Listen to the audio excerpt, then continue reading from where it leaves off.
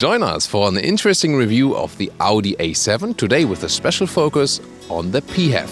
Let's go!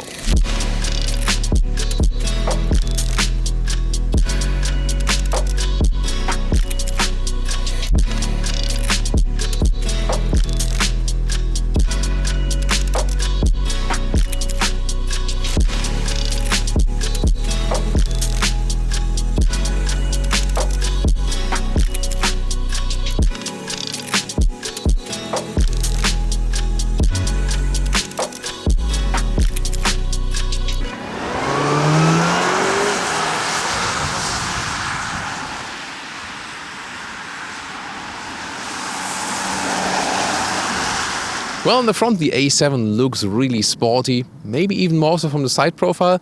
Decide that yourself very soon. Sensors are here, so big sensor units, but the good thing is that you have the Audi logo then still in 3D. I think, that would be very important to me. S-line with a sportier lower bumper, then those headlamps, also horizontal style, pretty slim. LED, matrix LED, laser light, and that's the top laser light you can see here with the blue accentuations. The length of an Audi A7 is 4.96 m, 16'3" or 195 inches, and the wheel size vary from 17 to 22 inch. With the RS, for example, recently presented to you, and yeah, we had this RS7 recently, and this really looked amazing as for the wheels, 22 inch, and those ones are amazingly 20 inch, which would be a good compromise visually and also still from the comfort, because when you have a little bit more tire left, that's better for the comfort, for the rolling comfort. I mean, it's strange that this car looks, those 20-inch wheels look small then, relatively on this car, but still, I think it's a good compromise, visual and comfort. S-line badge right there, and then also you get some sportier lower spoilers, and I think this car looks really very well integrated from the whole design. This falling roofline right there, the fastback style, then very sharp from this coupe style ending, strong shoulders in the rear here, and very impressive styling, almost like a yacht, like those expensive boats. And the signature here goes all the way across the vehicle, and then those vertical light fins in there. So also beautiful job. S-line with the black accentuation then in the lower part, and that's really interesting. There are no fake exhaust whatsoever, so the rear one is just underneath. I think that's a good decision. Yeah, why not putting a design element in the lower part? It does not always have to be fake exhaust. Well done. And you guys want to see more of signatures here, also for the turning indicators. There you can see those. They are also in those, cascading style. So this 14 kilowatt hour battery you can recharge here with a 7.4 kilowatt AC charger. That would be the maximum power you can put in there. That would, of course, then just calculate take 2 hours if you have a big wall box or a public charging station. Or, it's a PHEV, you can also charge this at home, let it stand overnight, and then it's also full too. And the approximate range is somewhat 50 kilometers pure electric. That's about 35 miles, and it always depends, how we drive it, steady or really giving it a push. And you can pick between driving pure electric or in a hybrid mode, so you can use both, whatever you prefer and what's your driving profile. If you're maybe commuting to work in a short way every day, that might make sense to drive pure electric. Then on the weekend also with combustion engine. Or if you're on a longer trip, then maybe use the hybrid mode and put down the fuel consumption overall. But both is possible. So what do we have under the hood right here? Here in this A7 PHEV, they use a 2-liter 4-cylinder turbo petrol engine, either the 50 TFSIe with 299 horsepower system power output, or this one here, the 55 TFSIe with 367 horsepower.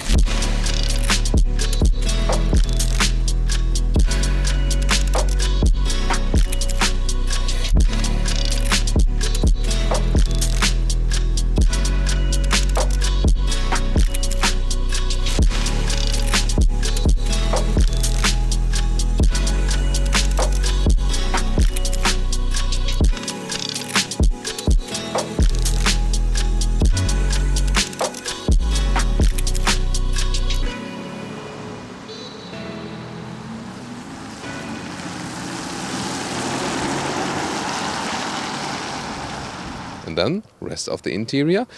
The door pockets are rather slim, but everything has a great build quality. Also here, like the buttons for the memory seating, all with a nice clicking sound, and everything galvanized and so on. So this is really very well done. The S-Line also for the interior, with the entry badge, and also with the sportier S-Line steering wheel, for example, we have there too. And seats, at least in Europe, they start also with fabric base, the base seats. Then this one here is the sport seat. This is also then available with Alcantara on the inside, we would recommend. An option would be the S sport seat available with the integrated head restraint.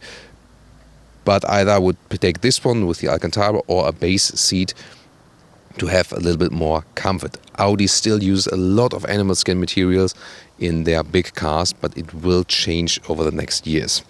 Then let's get inside. And when I put the seat here to the lowest position, I played a little bit with the memory seat, but then there were other stuff set. So when I put it all the way lower, the A7 does have a very flat A-pillar, yes, but still it works with one of these 86 or 6-foot-1, especially if there's no panoramic roof, which is available also for this car optionally. Now the interior overview. Everything is wrapped tightly, reminds a little bit of Porsche. Then horizontal stress right there, and this huge console here, and you might think having breakfast on that one, but you know, there's one rule also with me: no food in the car ever. Yeah, sorry about that. Then quattro logo will be illuminated at night, and a lot of black piano use is there. And the overall screen setup is that in the middle part, you in some markets start with a smaller 8-inch screen. Then this one here is a 10.1-inch screen.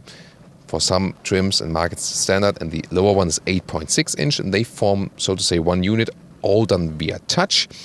And on the left side, here steering wheel with a volume control. There's a voice button, soon showing you some functions of that.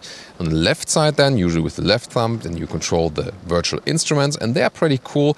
One of the best on the market, clear to read, a lot of functions, and here you can see the electric range and the fuel range at the moment. And 50-kilometer prediction is actually quite nice. And then the view right there, you can switch it around and also have the map view right here all over the place. What about the rear? Well, no compromise on the rear bench as for the height or something. Also for the PHEV version. Of course, the A7 does not have the best package as for exterior length dimensions and the interior space you have. But you can still get along. Also frameless, of course, and it works legroom-wise to the seat as I would be driving. Car is long enough, of course. And headroom-wise, that still also works. I can put a hand over my head with one with 86 or 6-foot-1. So it's still, decent in the comfort. Although, of course, in SUV you have more space available, then everything's more upright. But at some point, the sporty form, okay. Or on the A6 Avant, for example, you maybe sit a little bit better, and this rear bench is also falling backwards just a little bit, but overall the comfort is fine, I think. Short look at the trunk right here. There we go. And, well, there's another compromise, but you can live with it because there's no additional cover you can lift there because the battery is placed below here. But again, everything else is very well usable because also at the width and for the length right there, this one here, as I recently learned, is a sun visor, against the sun.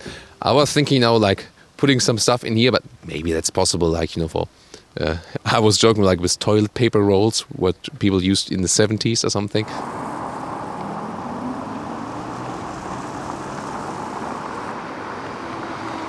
Welcome to Thomas's Driving Lounge with the Audi A7 PHEV. Here the 55 TFSI E.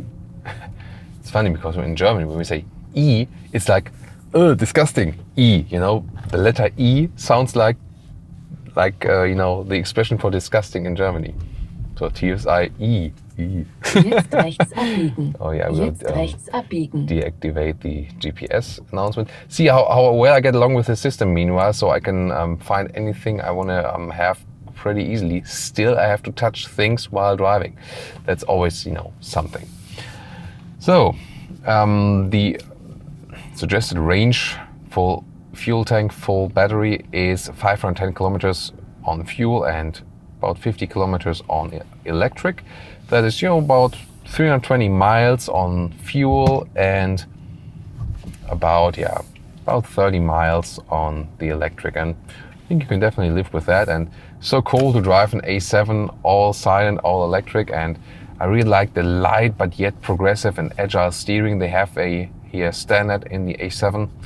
This is really cool. I mean, it feels light, but at the same time it feels sporty and direct, and there's no dead zone, so every little command is being transported to the road.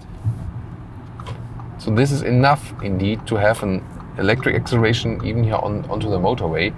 However, if I want like the pure acceleration, the real one, then we would need something else. I can always see now the combustion engine is being activated, and you do notice that somehow, yes, but it's very well insulated from the cabin, really silent, so hard to notice it, and the transitions are also very well done between those driving modes.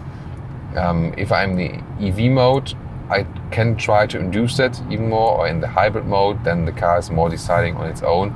But also both modes are, not too different, because at some point when I accelerate too hard, it will jump on with the combustion engine, and at some point, when you're just rolling or coasting, the electric drivetrain will be active. So it's always a question what big difference it does make. They also here at Audi say we don't use the shifting pedals for recuperation change. They rather want to set a tone on rolling and coasting when there's just free run, and using this predictive assistant from the ACC to reduce the speed and then also recuperate when this assistant sees, oh, there's an intersection coming, there's a roundabout coming, you gotta use an exit, there's something coming where you need to reduce speed, and then also recuperation is being used.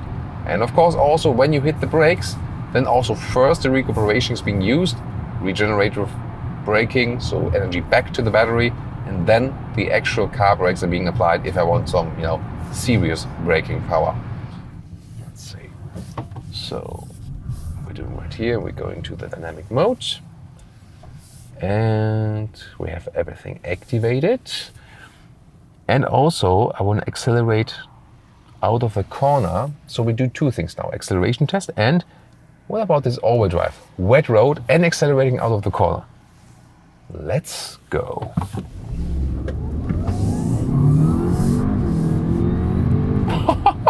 That was 85. Seriously? Wow. And did you hear like this electric boost? That was amazing. This is a performance car, guys. It's a performance car, really. A 2-liter 4-cylinder engine in a A7, and it's a performance car. No doubt about that. And that felt very agile, and there was no, understeering, no spin on the front axle. Remember, this one, the Quattro Ultra.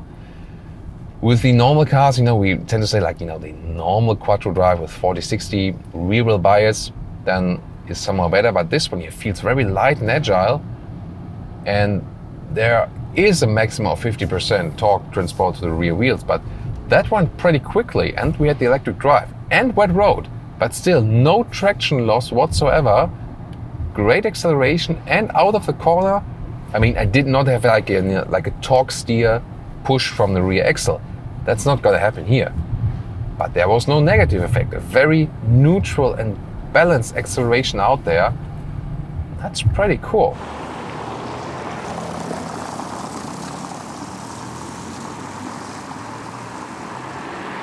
And in the rain, we say goodbye here for today with our conclusion of the Audi A7S, the PHEV version. It always looks great when those raindrops are on the car, especially if it's such a beautiful one like this. And this rear 3/4 perspective was also one of my favorite ones of the A7. In general, definitely a beautiful car from the exterior. Of course, today also special in Tango Red. Yeah, it's a Tango. And the interior, high build quality, still too much animal skin use. You can avoid some of that, told you earlier of that, but still they need to change something there. And it is still a car where you can combine sportiness and, this agile drive with some interior space, especially with this fastback opening.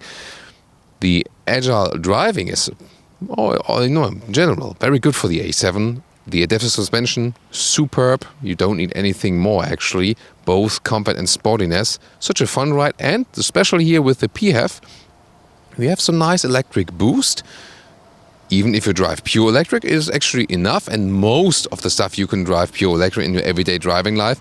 That's also where the PHEV can make sense, especially if you can recharge and you maybe have like a short commuting way to work or something like that.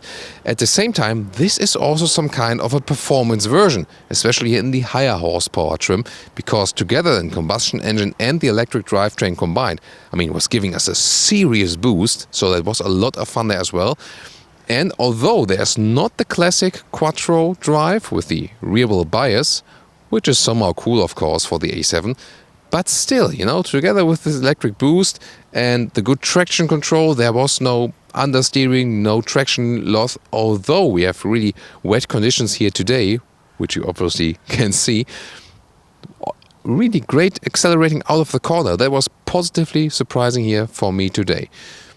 Electric consumption, something 20 kilowatt hours, 100 kilometers or plus.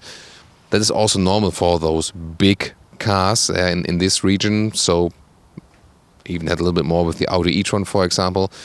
And the real fuel consumption, it really depends on how much you use this electric drivetrain or not.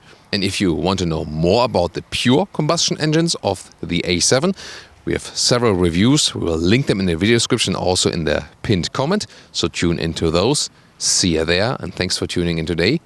Please discuss this car in the comments.